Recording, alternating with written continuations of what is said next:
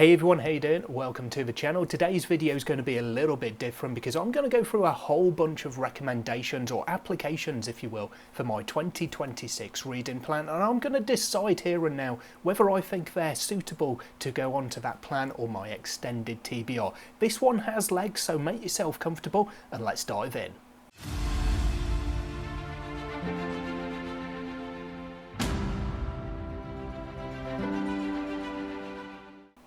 So I recently put out a call on a couple of my social media platforms asking for applications to my 2026 reading plan because I wanted you guys to get involved as well in shaping my reading for the next year. I got a whole bunch of recommendations and applications and self-recommendations in some cases.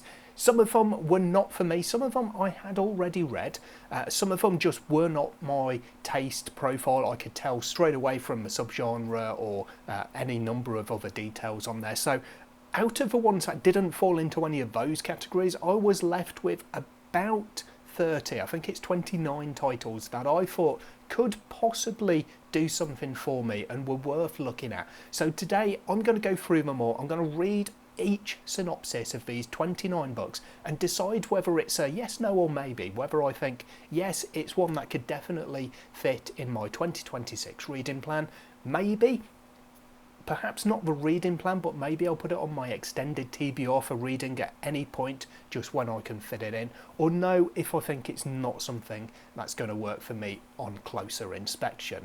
So yeah, this one could go for a little while as I read through all of these synopses and make some judgments. I'm going to try and keep track as well, at least of the numbers, so I know how many of each category, yes, no or maybe, I'm going to end up with out of these 29. And as far as putting the plan itself together, I'll do that shortly, and I'll just need to go back to this video and get the details from there rather than writing them down as I go. So let's just dive in. I'm just going to put these out in the order, but I've got them on my spreadsheet basically, and I'll put up covers for all of them. All but one are going to be using Goodreads for the synopses just because it's nice and easy for me to track. And we start off with The Hunter by Kay Agard. This is The Hunter of Ferelden, book 1. It's a title that I've seen quite a bit of recently, but I've not really looked into, and that's a bit of a theme for some of these books that I will come to today. Strider is content to die. After 50 years, his revenge is complete and his purpose fulfilled. When a teenager steals the hunter's sword, his wolf companion Greer sees a way to help them both.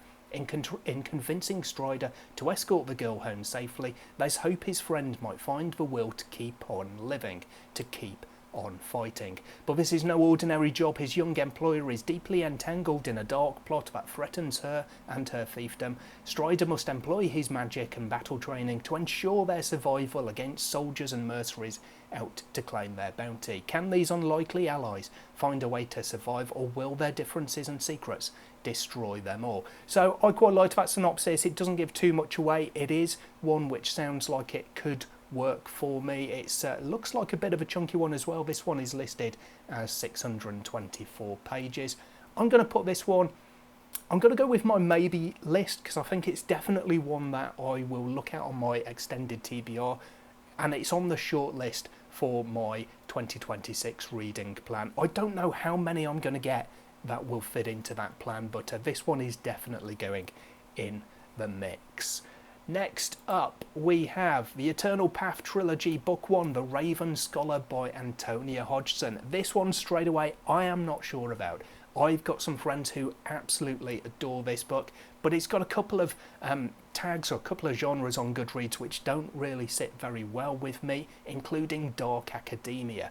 It's also got audiobook, which, let's face it, that's not a genre. That is the one thing that, or one of the things that I really don't like about these genre tags on Goodreads. They're not actually genres, they're just shelves that people have put them into. So anyway, let's get into the synopsis on this one and see what it sounds like. From an electrifying new voice in epic fantasy comes The Raven Scholar, a masterfully woven and playfully inventive tale of imperial intrigue, cutthroat competition, and one scholar's quest to uncover the truth.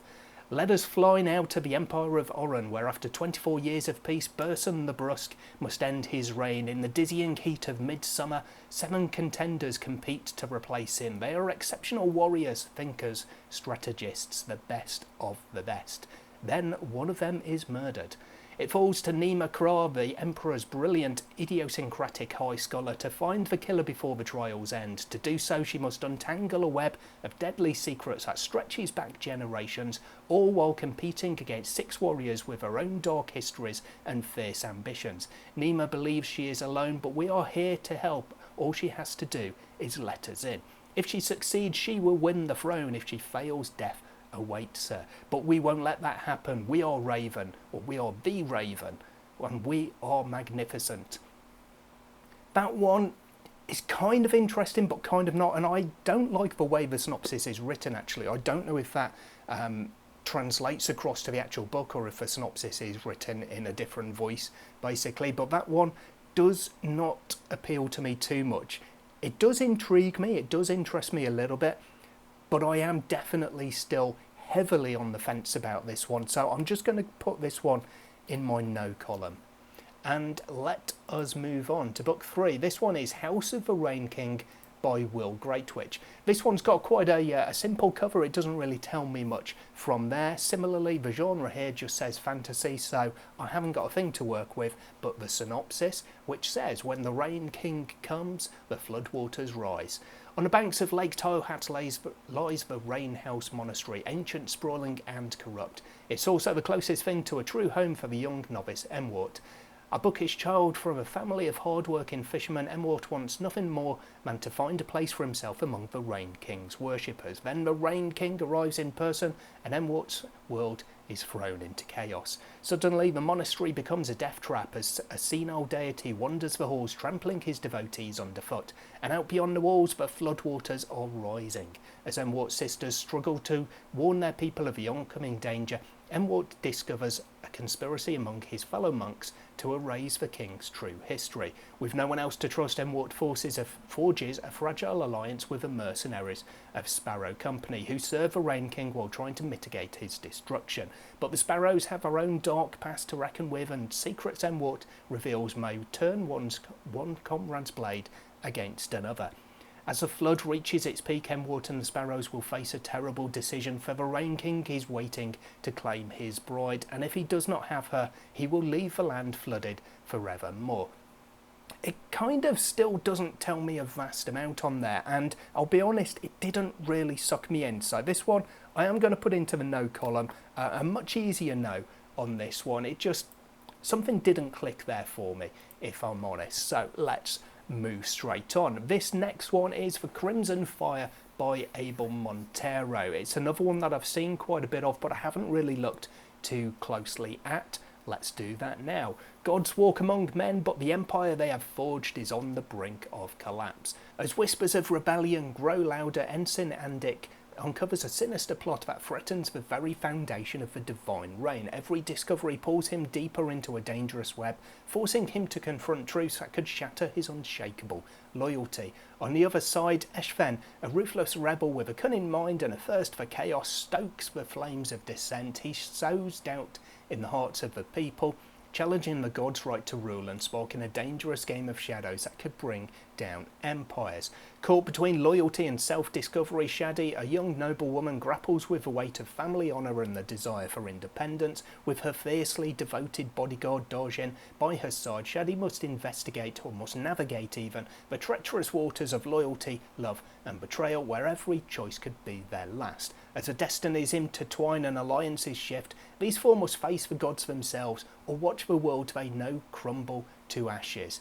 In the Crimson Fire, loyalties will be tested, truths will be unmasked, and power will be up for grabs. Will the gods' reign endure, or is the age of mortals ready to rise? The Crimson Fire is a sweeping tale of rebellion, sacrifice, and the unrelenting clash between power and destiny, packed with gripping political intrigue, high-stakes action, and unforgettable characters. It's a saga that will ignite your imagination and keep you turning pages late into the night. Now, I will read those additional taglines at the start and end of these books where applicable, because it does give a little bit more information.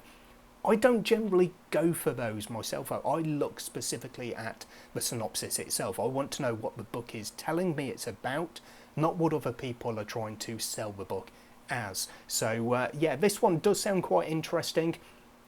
I'm not 100% sure. It's definitely a maybe, but it's not a yes. I will look at this one a little bit closer, I will consider it along with a bunch of others as I look to decide will this one go into the list. I am thinking that that may be the way for most of these. It may be that I have a lot of maybes and next to no or even no yeses, and I will whittle them down later and decide which 5 or so of the maybes will go into the yes column when I put together my plan. We shall see though, because there might be some here that really jump out and sing to me.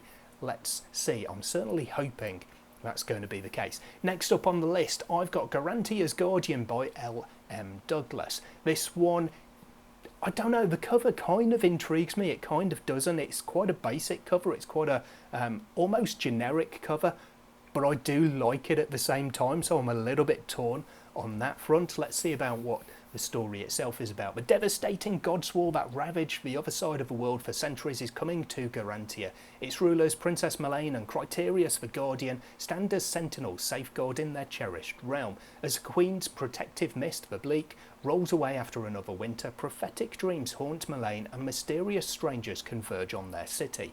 Criterius must unravel the truth behind the war before it destroys them all. Who will stand with Garantia against the coming tide? In this epic fantasy adventure, alliances will be forged, loyalties will waver, and destinies collide. This is another one that doesn't tell me a vast amount, which can be a good thing or a bad thing for a synopsis. The genres in here, the tags against it, are just fantasy, so again, that one doesn't tell me too much. I'm going to put this one in the maybe column. What I will do with some of these is definitely investigate further, have a look through a couple of reviews, see if there's anyone I know who has read them, and take a second opinion, I suppose, a second look at them from there, but we shall see how we go with that. This next one is another title that I've seen a lot of people talk about, not so much recently, but certainly over my time in the community. Lots of people have mentioned The Goblin Emperor, book 1 of the Chronicles of Ozreth by Catherine Addison. It's one that I've just never ever looked at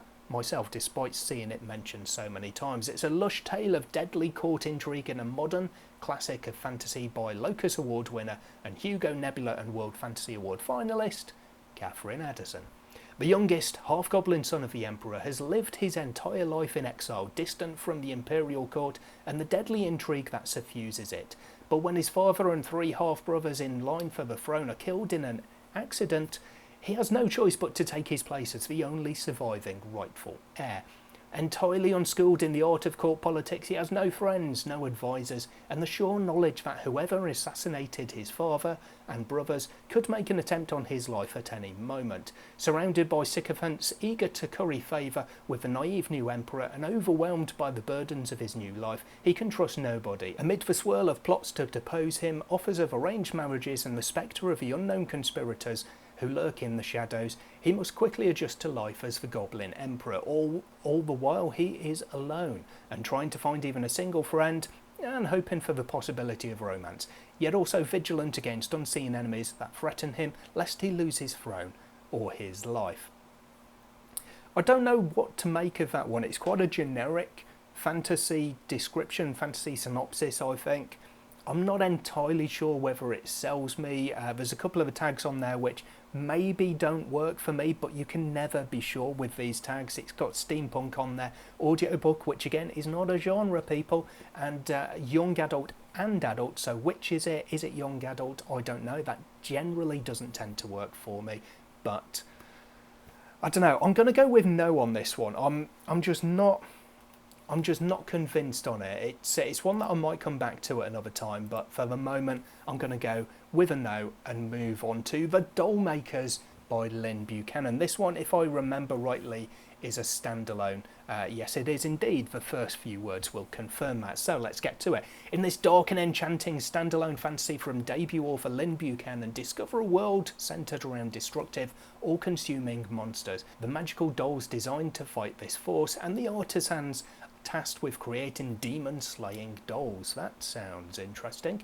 A touch of cosy fantasy and a touch of horror. The Doll Makers is perfect for fans of Studio Ghibli films, the works of TJ Klune and Travis Baldry, and readers of Juniper and Fawn, and our friend the Goblin Emperor.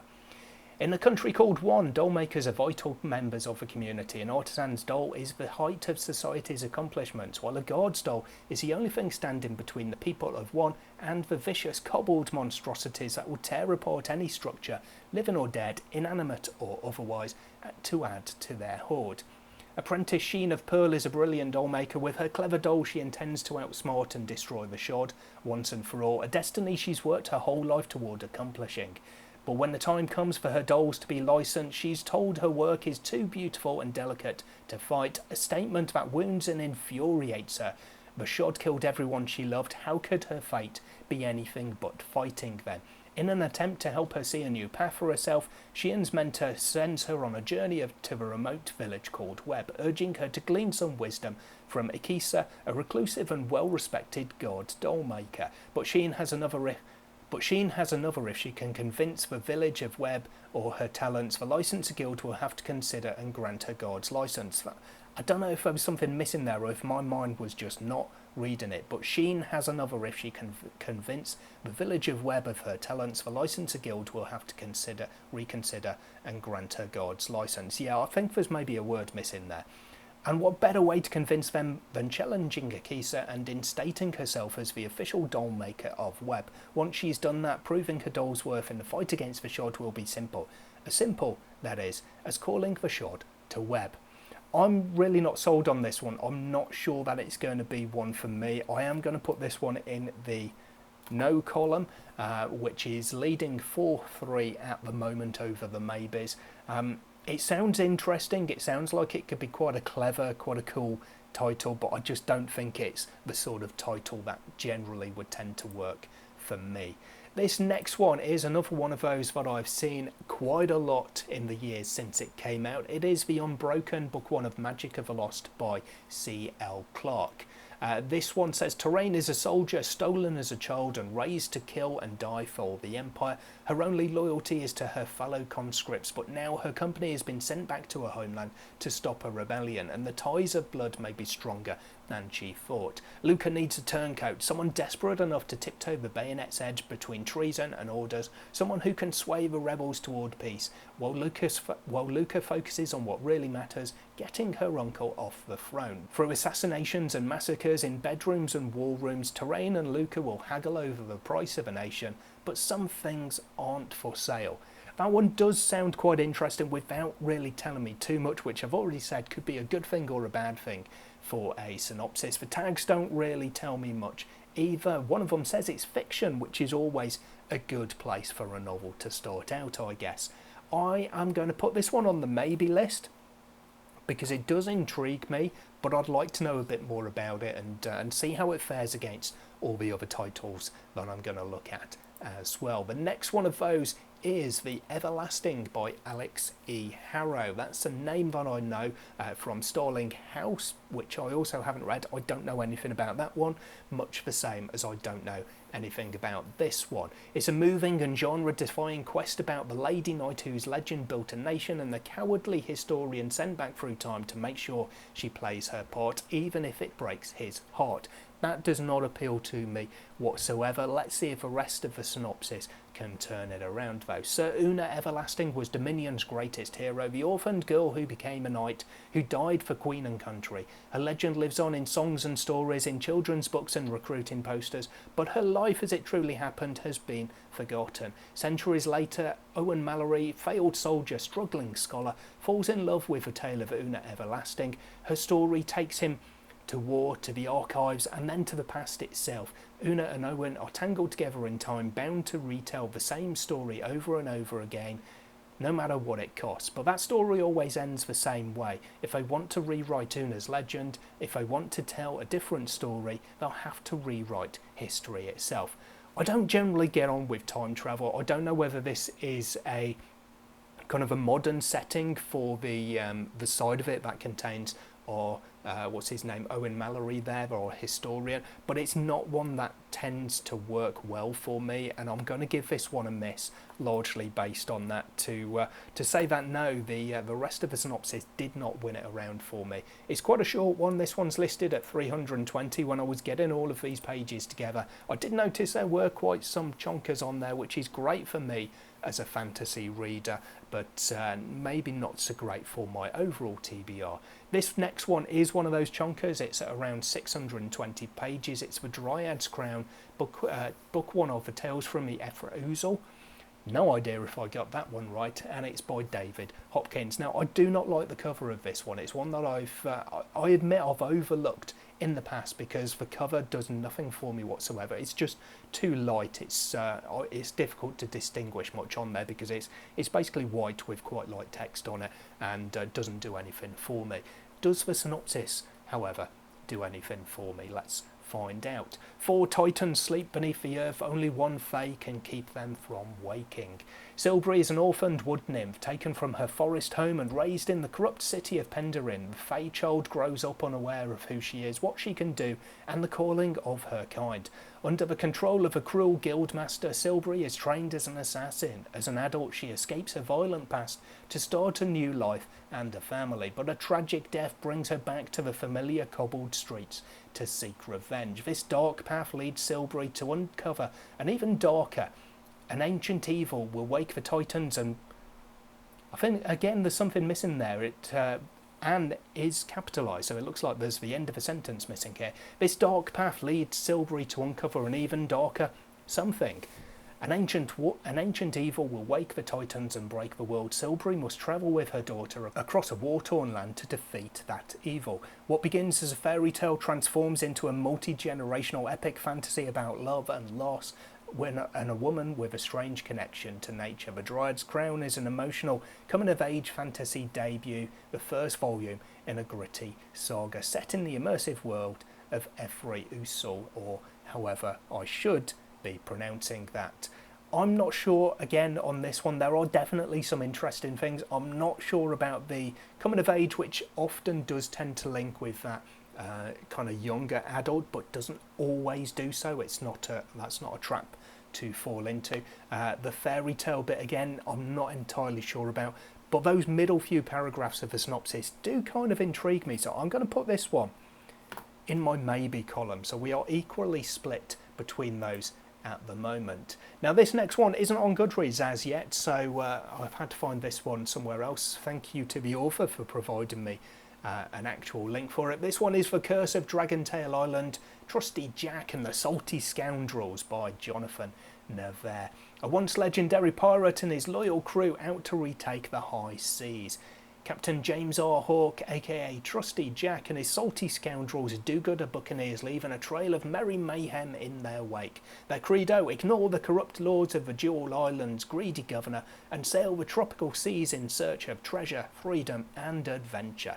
But when the governor's royal navy teams up with a powerful mage, Trusty Jack's sordid past catches up with him. Lost loves, lost lives, and a lost ship haunt the legendary pirate. That's when a cunning gnome arrives from the mainland with a daring proposal. Will Jack muster the salty courage to sail through the illusion-filled mists to reach a forbidden island? The ghostly horrors and powerful curse at his destination will test more than his pirate mettle. He'll have to weigh the price of gold against the risk of peril to himself, his crew and those he loves, and face down a haunting past trailing in his wake. Now this one comes out in January, so there's not really anything to go by unless I can find some early reviews. I don't know if they're even out there as yet. It does sound kind of intriguing to me. I don't really do many pirate fantasies. I'm not entirely sold on it though, so it's definitely one that's on the maybe list as opposed to on the yes list. Next up, this is another one that a lot of people have spoken about. I think it is probably the one title that was most recommended, came up the most times in my my call out for recommendations and applications here. It's The Wingspan of Treason by L.N. Bayon, book one of the Sturmsinger chain. I haven't got a clue what to look for in this one. The tags on here, the genres just say fantasy and epic fantasy. I don't know if I'm confusing this with another book, but I definitely had a romantasy kind of vibe connected to this book in my head, so let's find out if the synopsis tells me I'm completely on the wrong path about that and I've just got it confused with something else. In Volmar, a great kingdom boasting unrivaled peace and a brutal grip over the known world, a kingdom built with blood. Former Involmari Prince Klaus surrendered everything to it. Now he's fleeing a shattering betrayal and wondering why his parents want to kill him. Neighbouring Dorinda, a once magnificent realm devastated by Involmar's damming of its mighty river. Many may offer Klaus a new life mapping distant roads, but feuding Dorinda makes poor refuge for a fugitive map maker, and there's no peace from his questions here. Questions about who his real family are, questions about the sentient particles awakening in Dorinda's desert, intent on unearthing the devastating secret buried in its sands. Because this desert wind is thick with poets and pirates, shamans and space wives. That looks like space wives, but there's no C in the middle there. Shamans and space wives, and the answers are far worse than Klaus could have imagined. His loyalties to his beloved home are fast unravelling, and the desert clamours for a trial of Involmar's crimes. But can he separate vengeance from justice? Does he even want to? Truth is a knife, loyalty is a cage, no one is innocent. I don't like the way that's put together. Truth is, no one is, but loyalties with an apostrophe S. Kind of grates on me a little bit, that does. I'm not entirely sure about this one. It's another one that doesn't tell me quite enough to hook me, but it does intrigue me a bit. I'm going to add this one to my maybe list, and maybe I will take a closer look at it. Next one on my list, refreshment break.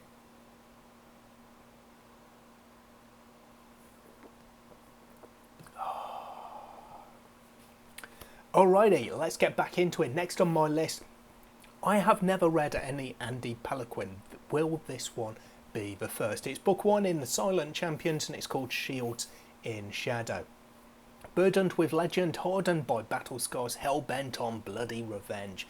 As the son of a famous general, Aravan is proud to captain his own company against his people's enemy, but the experienced veteran's march toward glory dissolves into pain as ruthless barbarians massacre every last one of his soldiers. Burning for vengeance, he leaps at the chance to spearhead a specially trained company and pay back his tragic defeat with blood. Desperate to not repeat his tragic past, Aravan trains his new warriors relentlessly, but the captain fears that all the tactical drills in the world may not matter when they're forced to defend a helpless village against overwhelming odds. As his quick raids sow chaos amongst the enemy, the bloodthirsty savages threaten to make Aravan's nightmarish history repeat itself. Can the captain take command of his fighting spirit before the kingdom falls to barbarous invaders? Shields in Shadow is the first book in the action-packed Silent Champions military fantasy series. If you like square-jawed heroes, well-oiled military action, and epic world building, you'll love Andy Peliquin's gripping novel. I kind of do like a lot of that. I do quite like an expansive, epic military fantasy. Sometimes they can go a little bit too in-depth for me, but this one's coming in at 375 pages, and I don't think that would give enough scope to get too in-depth, so maybe it will have that right balance for me. I'm quite intrigued by this one, and I'm going to give it my first yes. I'm going to put Shields in Shadow on my 2026 reading plan. I should say this is provisional. Maybe I'll get more than 5, and I'll see at the end of it. I might end up with an extended category, and yeah, let's see if I can get everything that I say yes to on there for sure. But yeah, at the moment this one is standing on its own as the sole yes so far. Next up, I've got another one that I've heard quite a bit about. This one is The Severing Sun by Vaughan Roycroft, and I don't like, this is one of the things about Goodreads that I don't like. The Sundered Nation is the series this is book 1 from. Sometimes it will have the series title on the page, sometimes you have to go into the title bar to find what that is. I really wish it was consistent. It always used to be that the series title would be on there, visible on the page, rather than hidden, and it bugs me. Anyway, let's get to this one. It's got a pretty cool cover. I quite like it, even though it's kind of different. It's just kind of in the middle of a scene rather than a big setup that you would normally tend to see, something kind of posed really. But I do like how it doesn't have a character facing us, or on what I presume at least is a main character. I know a lot of people don't like to see the face of a character. It doesn't bug me quite so much as it does other people. But I do like how this character is facing away, so people are free to make their own kind of picture of I think it's her. I've not got an expanded picture of it, but their own picture of her in their heads. Anyway, let's get into the synopsis and see what this one is about. Tales of the bringer of Urinan have been told for generations, but never has the prophecy felt so near to so many. Alan wasn't sure if she even believed one man could cause the sort of upheaval that would change the world, and yet, just as the prophecy foretold, dark forces were on the rise, including the many Sparly warbands raiding across the borderlands. It was in pursuit of one such warband when Alan's host discovered the hidden compound of the outcast. She'd heard how the former chieftain of the mighty Amalus clan had been unjustly accused of murdering his rival, how a conflict had begun over a woman, how the outcast's son, born of that same woman, perfectly matched the prophecy's foretelling of the bringer. Prophecy aside, it seemed that fate had led Alan into the midst of legend. Because of a choice made in the heat of battle, Alan found herself bound to an outlaw, hunted by friend and foe alike. Whether she believed in the prophecy or not, she found herself entangled with a lone figure who vowed to seek the sort of upheaval that might just change the world. Could Voldon, son of the outcast, truly be the bringer of Urinan? Now, I struggled with that a little bit because it's not separated out, it's just one bulk batch of text rather than separate paragraphs with a bit of a line break in between them. So it does make it harder when you're trying to read for the very first time a synopsis of a fantasy book. I quite like the sound of that one. It's one that I've heard quite a bit of, and a lot of people kind of raving about, really. So I'm going to add this one. I'm going to include it as my second yes in my 2026 reading plan quest. So I've got 2 books on there at the moment. Let's see if we can add to that. This is another author I've heard a lot about. I keep seeing her works spoken about on social media, but I've never really looked at those books. So I've got here The Bride of Evenfold Book 1, To Touch a Silent Fury by R.A. Sandpiper. Fans of Sarah A. Parker and Pen Cole will love this sprawling new adult epic romantic fantasy filled with dragons, deceit, and a delicious slow burn romance. I've literally never heard of either of those 2 authors, so suffice to say I am not a fan of theirs. However, if they are romantic fantasy, that's probably why, because that is really not my jam. Let's see how this one sounds. She rides to claim her fate, he flies to burn it down. As the only woman in the moon-touched brotherhood, Tanny studies on the haughty island of Evenfold, surrounded by men who see her as an ill omen at best. Her fate ceremony is only days away, offering 5 possible escapes from the storm-locked island, but each with their own consequences. Lang, an insubordinate crown prince, holds the reins to one of the few true dragons left in the world. Sent to Evenfold on a diplomatic mission by his warmongering father, he watches as the brothers bestow a rare and unwanted marriage fate on Tanny. Already her touch magic alarms him, but if she succeeds and marries the victor of the upcoming tournament, her power could topple empires. They both arrive at the games, her to claim her fate, him to destroy it by any means possible. Now that one does sound quite interesting. It's got some parts that I like the sound of, but also some parts that don't really work for me, so I'm not sure about this one. Romantasy, as I say, is not really my thing. I don't mind romance in my books, but I don't generally want a book where that is the main focus of it. I am going to put this one therefore on my no category, because I'm just not sure that it's going to be the one for me. So the next one up, this one is The Certainty of Blood by Tim Frankovich. Nothing is certain under the moon's gaze, save blood. When Alden discovers the power to burn someone's blood, he's taken from his family, branded and sold into slavery as an arena fighter. A painful life and an early death are all he can expect, until he listens to a supernatural voice coming from his own blood.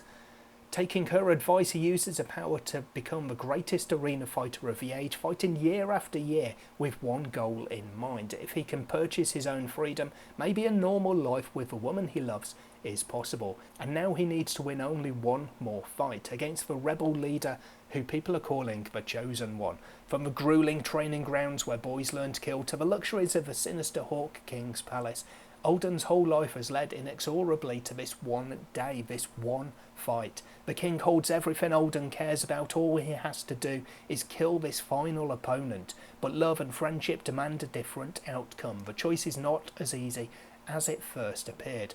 Gladiator meets the name of the wind in this mesmerising tale of glory, blood, magic and love.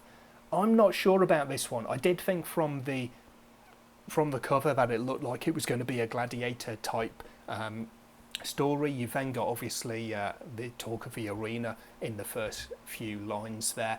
I'm not entirely sure. There's just something about gladiators and arena combat that I don't tend to get on with. I've read a couple of them in fantasy and it's not something that I generally get a lot of enjoyment for. I'm going to put this one though on the maybe list because there are some intriguing things about it. I'm just not entirely sure whether it's going to be one for me.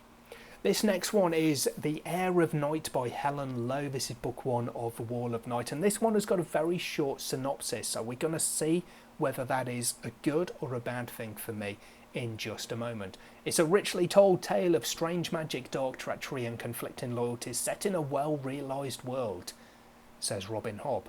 An award-winning poet and acclaimed author of young adult fiction, Helen Lowe brings us The Air of Night, the first book in a 4-volume Wall of Night series, a brilliant new epic fantasy saga of war, prophecy, betrayal, history and destiny, a thrilling excursion into a richly imagined realm of strife and sacrifice where the fate of a dangerously divided world rests in the hands of one young woman.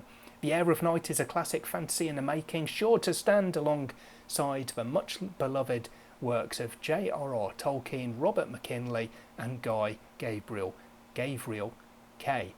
That is the entire synopsis, and that does not work for me in the slightest because I know nothing about this book except that Robin Hobb says it's set in a well-realised world, which isn't actually a great compliment. Hopefully a world is going to be well realised. It could be a fantastically well realised world, for instance, just to add one extra word and a lot of extra oomph into this one. So yeah, this one doesn't do anything for me. I don't like the cover of it either. It doesn't say anything except for that blurb from Robin Hobb there, which is obviously intended to be a good selling point because Robin Hobb is such a well-loved and respected author. But yeah, that does literally nothing for me whatsoever. So it's going straight on the no list. Next up, we've still got a few of these to go, but we are getting through them.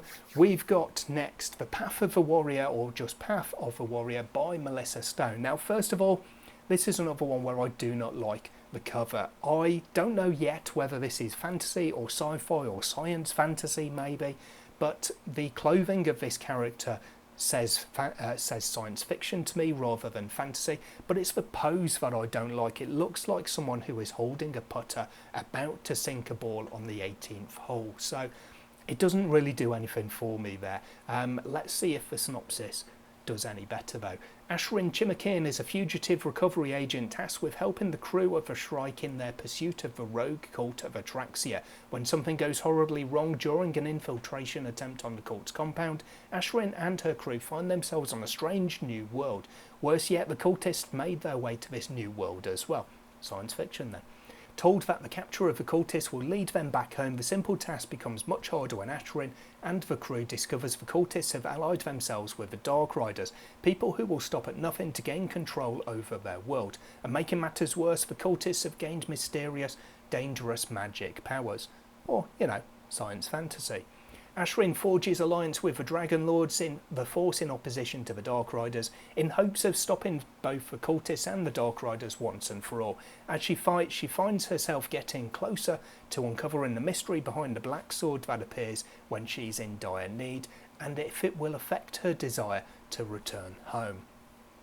There are, again, some good things and some not so good things about this one in terms of just the words of the synopsis itself. It kind of appeals to me in a sense, but I'll be honest, more of it is kind of mediocre to me. It doesn't necessarily turn me off, but it definitely doesn't suck me in. I am going to therefore put this one on my no list, and we will move on to the next book in the list. So this one is Shadowbane by Cal Logan. That's got quite an intense looking cover with a lot going on there. I'm not entirely sure I'm on board with it. The two tags, the two genres on Goodreads are very much the two genres I can tell you, or the two areas what I can tell you from the cover. It says fantasy and it says demons, and that's what I'm looking at from this picture.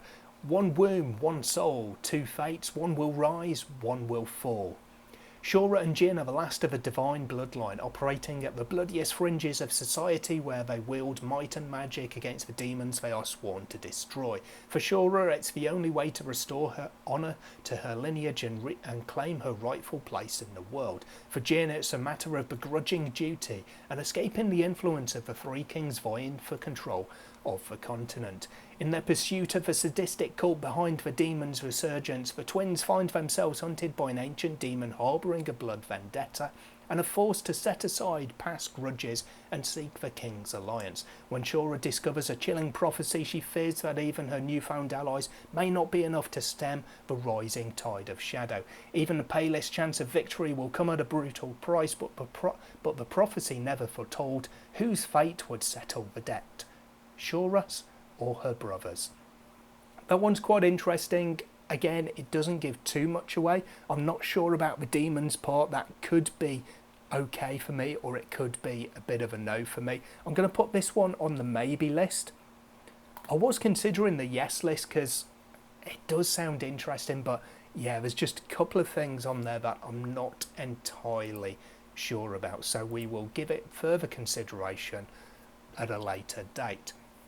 Next up on my list, I've got Warriors of Spirit and Bone, Book 1, A Dragon of the Vale by Nick Snape. Now, I'm not entirely sure about this cover. It kind of looks okay, but it's one that's not very descriptive in the imagery, shall we say. Some lies are best left buried deep. Louch, a ranger deeply scarred by the Unbeliever Crusade, seeks salvation in the dishonoured elven warrior Shura.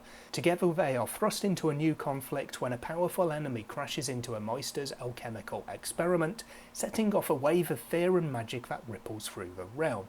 With Brandshold's queen and her court awoken to the existence of soul magic, 1,000 years of lies by the seven gods' houses emerge, but deception forging cracks in the last bastions of faith and the crown against her common foe.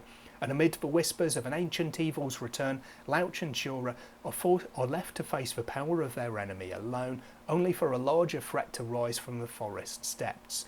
One even the gods fear, for casting iron and spirit fire, here be dragons. That one tangled my tongue a little bit for no real reason. I'm not entirely sure. It's one that, again, doesn't tell me too much, so I'm going to put this one on the maybe list because it definitely didn't suck me in, but it hasn't turned me off too much either.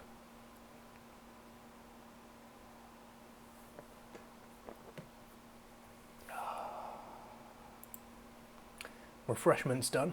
Let's move on. I've got another one by Nick Snape here. This one is a science fiction though, so I haven't had too many of those, which is fine because sci-fi is, well, fantasy is my jam, but I do quite like sci-fi as well. At the same time, I tend to prefer marmalade, so maybe fantasy is my marmalade and sci-fi is my jam because I like it but not as much. I don't know. That doesn't sound quite the same though, does it? Fantasy is my marmalade. No. Let's leave that one and move on. The Wrecking Squad by Nick Snape. One crew, one loyalty, and a single shot at redemption. That's kind of a similar tagline to his fantasy that I just read about. Captain Rebecca Khan and her ragtag crew of the repair ship Sunstar finally have a chance to pay off their crushing debts when an auto-mining vessel goes rogue. After preventing the high-value cargo from disappearing into the outer system, they uncover sabotage only a crew with their military experience would recognise. Instead of returning as heroes, they are blackmailed into taking on a new crew member, and the hunt for a mysterious, uncertified spacecraft. Deep into the black, they desperately try to hide their murky past, while their loyalties are tested to their limits when they finally come across the maroon ship and its deadly cargo. Featuring the action of Earth, the camaraderie of Firefly TV series, and the infighting of James S.A. Corey's The Expanse books, The Wrecking Squad is a new science fiction novel from Nick Snape, author of the highly rated Weapons of Choice series. This is another one that's got a similar theme to a few sci-fi that I have seen. It's kind of got a slightly similar vibe to another one that I read about a few books ago. I'm not entirely sure. It kind of says yes to me, but doesn't tell me enough. So I'm going to investigate this one further by putting it onto my maybe list. Okay, moving on. We have got Lightbinder, book 1. Lightbinder is the name of the book itself as well. This is by Michael Webb, and that is a Jeff Brown piece of art if ever I saw one. I do love that man's work. He does great fantasy and sci-fi covers. Warriors are forged, not born. 17-year-old Caliph never wanted to be a fighter, too thin, too weak and too afraid. He can never fit in at Lightbinder Academy, where the kingdom's elite warriors are moulded. But when his family ends up with an impossible debt, he makes the only choice. This is another one that's got something missing here. But when his family ends up with an impossible debt, he makes the only choice. He's signing his life away to the brutal school.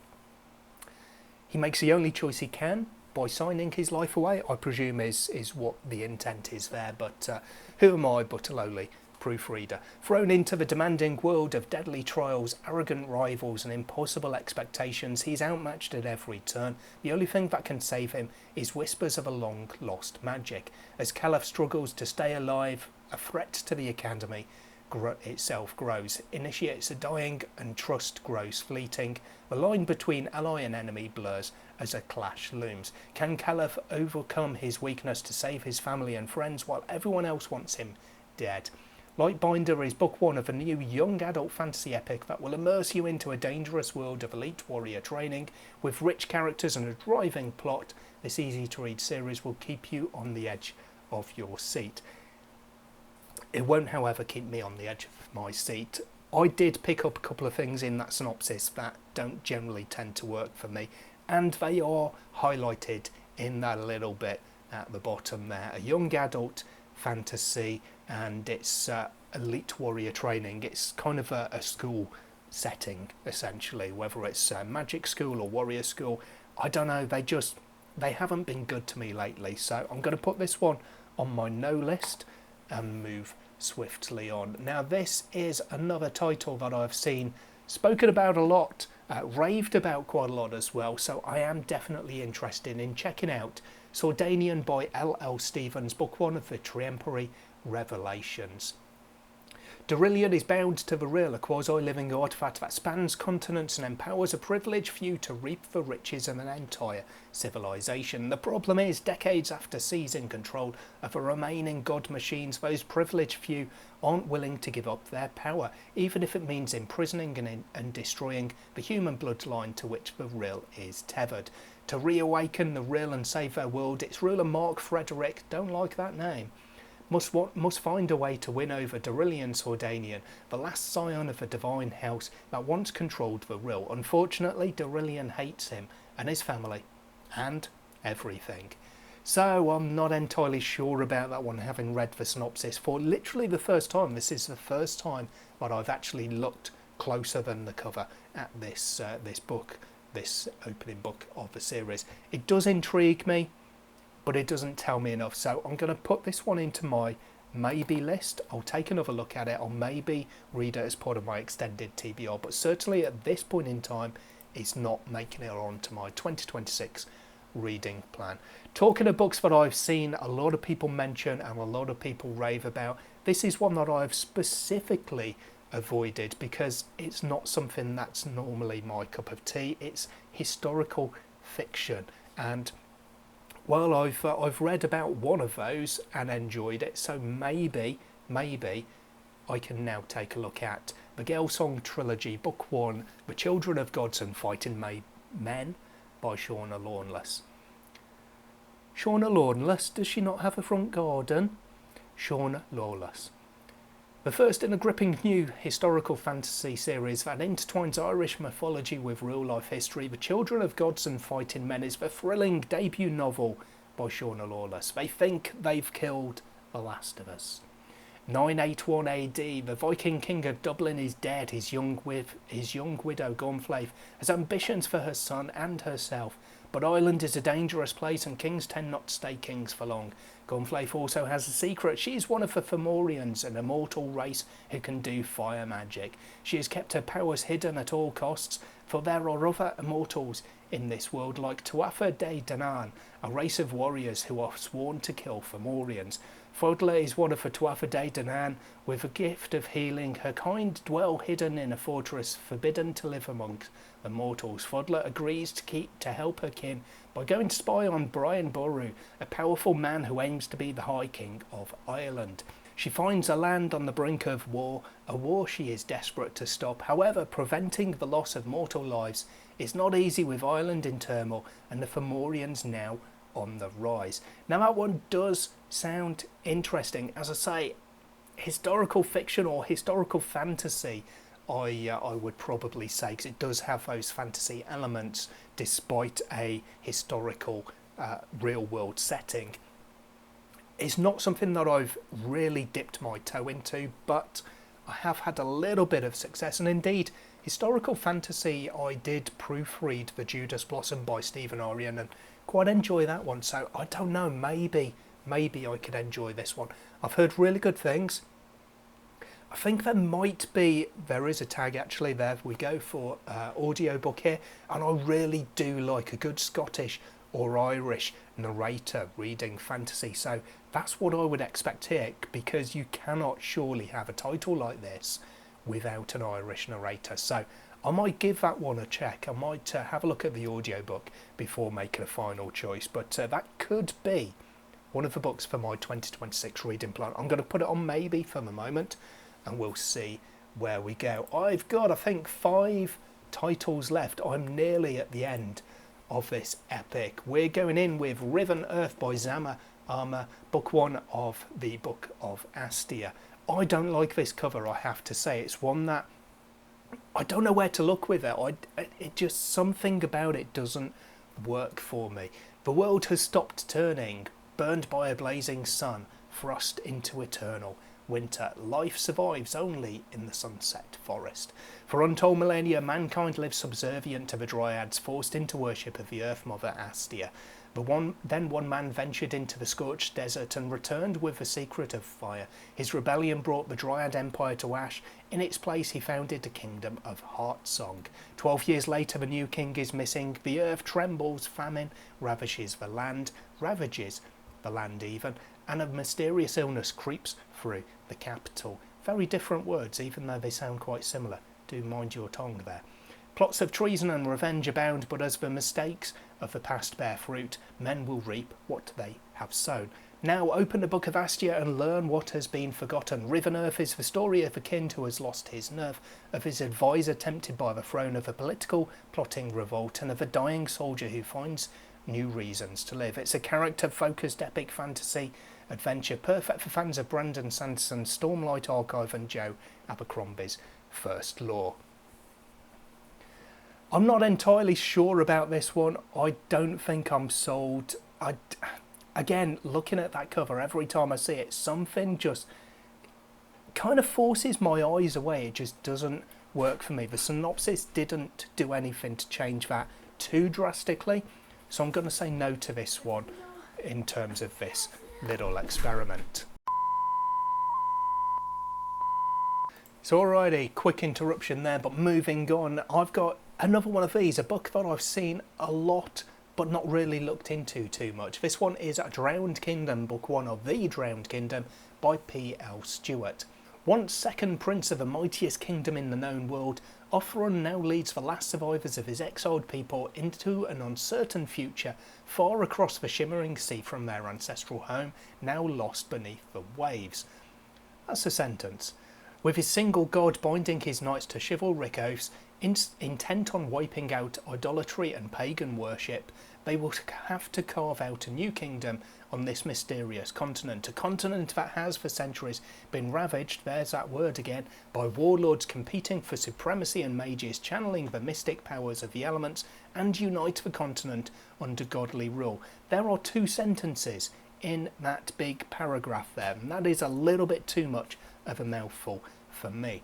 With a troubled past, a cursed sword, and a mysterious spirit guiding him, Offrun means to be that ruler and conquer all. But with kingdoms fated on the edge of spears, alliances and pagan magic, betrayal, doubt and dangers await him at every turn. Offrun will be forced to confront the truths of all he believes on his journey to become king and a legend. When one kingdom drowns, a new one must rise in its place. So begins the saga of that kingdom and the man who would rule it all. Now, that one does sound kind of interesting, tongue-twisting nature of the sentences there aside.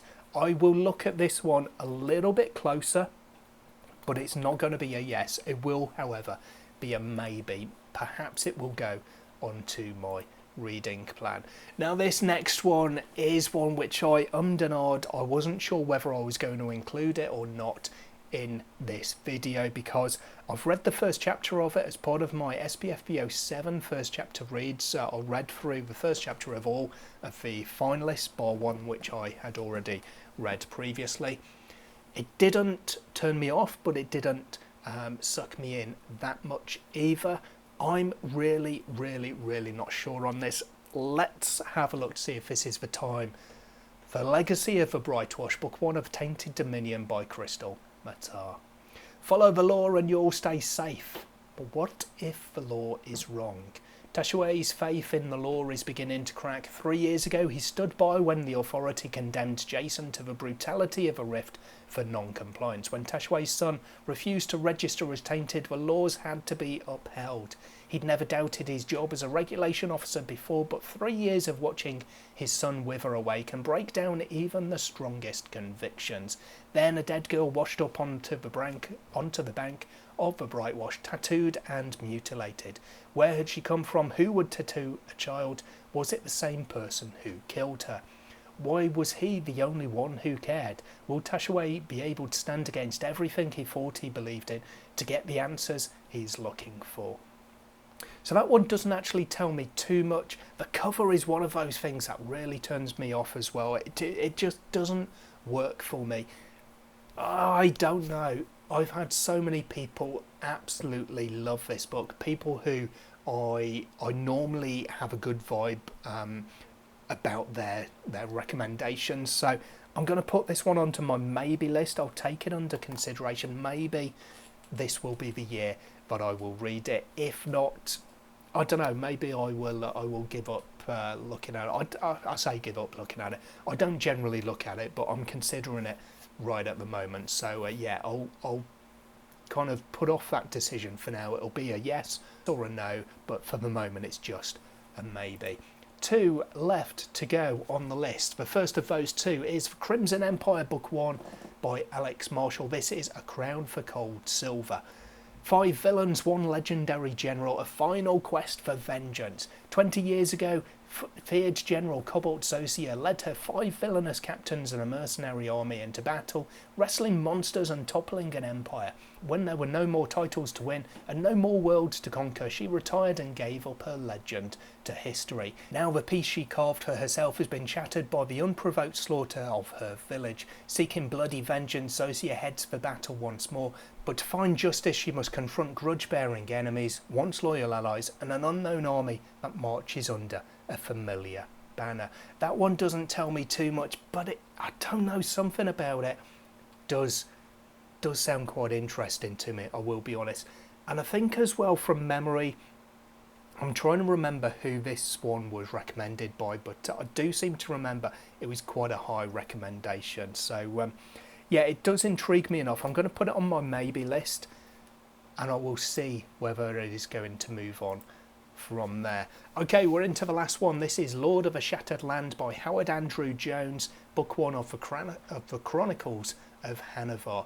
Now, this cover, and also I guess the title of it as well, it kind of screams Conan to me. It's got a very much a classic fantasy vibe to the artwork on there, and I'm definitely here for that. I love that time period of fantasy, and yeah, this one could, from a glance, do well for me. Let's find out. A vast empire's greatest foe, a conquered people's last hope. His name is Hanavar, and he will set his people free. Yeah, that's definitely Conan vibes there. The Dervan Empire has at last triumphed over Valanus, putting the great city to the torch, its treasures looted, temples defiled, and fields sown with salt. What little remains of Valanus is scattered across the empire, its treasures plundered and its survivors sold into slavery. It's an absolute victory for the Dervans in every way but one.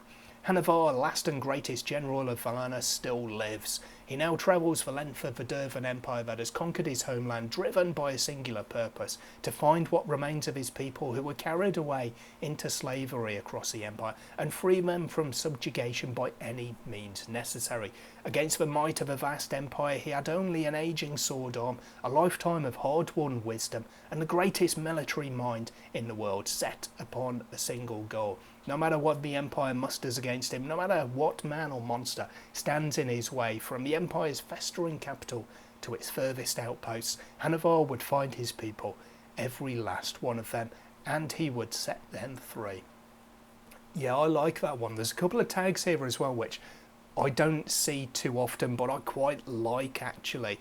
Sword and sorcery. I say a couple of tags. Let's just go with that one. Sword and sorcery. I think it's time for me to do a sword and sorcery title again, and this one does sound quite interesting, so I'm going to make it the third title in my list that is getting a yes. You are going on my 2026 reading plan. So there we go. We went through 29 books. I narrowed them down at least a little bit. I've got 3 yes that are going on my reading plan, 16 to go through to find, I would say, at least another 2 to join them and make up a category of 5. I wanted to do this so that I could go through all of these synopses and kind of show you what I look for when I'm reading a synopsis. If people give me a recommendation, what's going to make me say yes or no to decide whether I want to read that or not. And also because even if I'm not going to read these books, it gives a little bit of extra advertisement for them as well. And maybe if it's not one that's interesting to me, someone out there who watches this video will find an interest in it. I'm going to leave you there though, because I have talked your ear off. I've talked my throat raw. It's over an hour at the moment. Let's see how much that narrows down to with a little bit of editing in there, and I will see you shortly. Let me know though in the comments below which of these ones you think could be a winner for me. Have you read any of these? What did you think of them? Hope to see you in the next video sometime soon. Until then, as always, take care of yourselves, read some good books. Bye for now.